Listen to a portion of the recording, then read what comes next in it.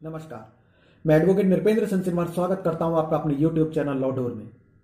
मैंने अपने पिछले वीडियो में भारतीय संविधान की सीरीज भाग प्रथम में आपको बताया था भारतीय संविधान के अर्थ और भारतीय संविधान की निर्माण यात्रा के बारे में।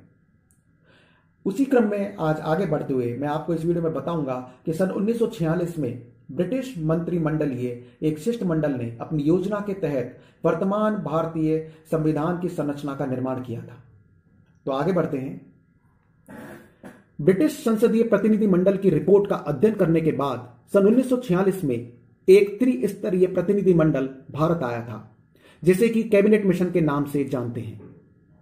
कैबिनेट मिशन के अध्यक्ष पैथिक थे और सदस्य थे ब्रिटेन व्यापार बोर्ड के अध्यक्ष स्टेफर्ड क्रिप्स एवं नौसेना अध्यक्ष AB अलेक्जेंडर। अब बात करते हैं इस कैबिनेट मिशन के मूल उद्देश्य की। इसके दो प्रमुख उद्देश्य थे। पहला, कांग्रेस और मुस्लिम लीग के बीच समझौता कराने के लिए मध्यस्थता कराना, और दूसरा, वायसराय को भारतीय संविधान सभा के गठन में सहायता करना।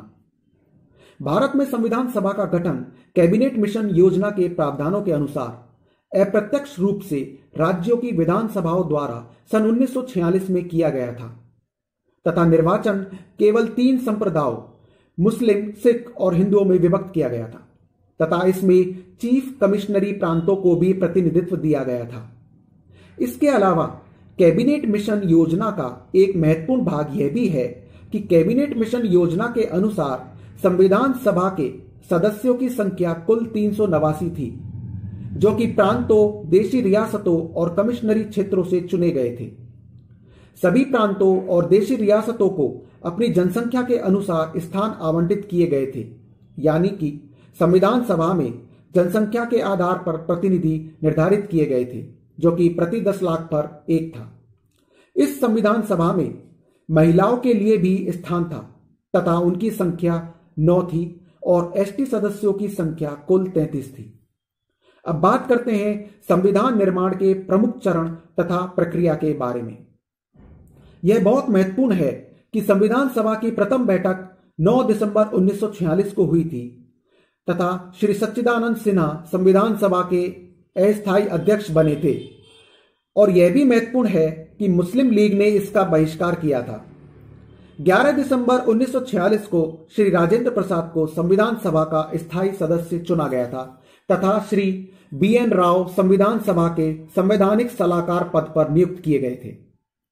13 दिसंबर 1946 को जवाहरलाल नेहरू ने संविधान सभा के उद्देश्य प्रस्ताव प्रस्तुत कर संविधान निर्माण कार्य प्रारंभ किया, जिसे कि संविधान सभा ने 22 जून 1947 को पारित कर दिया।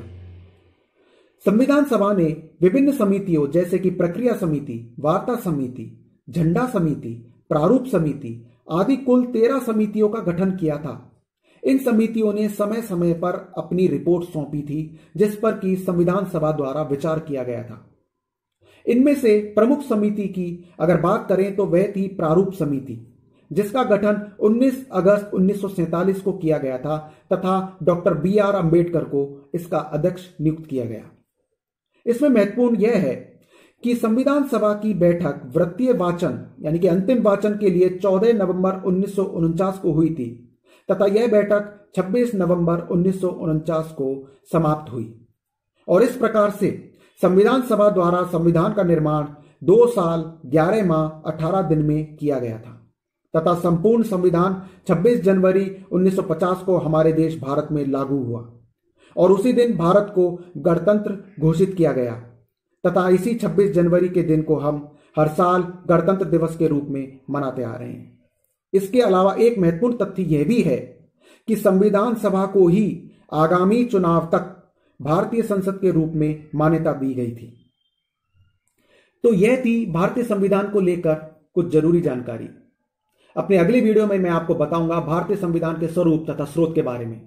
तो जुड़े रहें मेरे चैनल से इसी तरह, तथा मेरे चैनल को आप सब्सक्राइब भी करें और इस वीडियो को भी शेयर लाइक जरूर करें, जिससे किसी अन्य तक भी पहुंचे और वह भी इसका लाभ प्राप्त कर सके। तो मिलते हैं अगले वीडियो में। नमस्कार।